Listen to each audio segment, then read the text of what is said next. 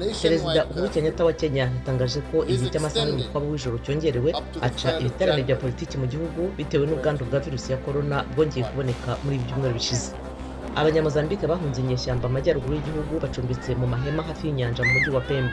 Kugeza ku ya 19 y'ukwezi kwa 10 hari ibihumbi 424,202 bataye ibyabo ugereranije n'ibihumbi 15 bo mu mpera za 2018.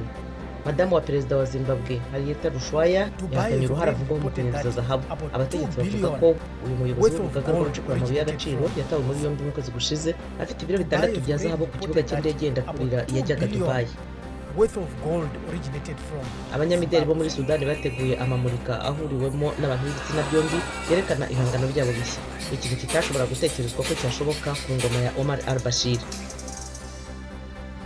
Naho mu Misiri, Haphrology, urubuga rwa interineti rwerekana ibyo umuhanga mu bya kera Madamu Shahrukh al-Ashkar yabonye mu nzira yanyuze ahataburiwe ibintu bya kera mu gihugu, abyita kuvuga amabanga y'isi.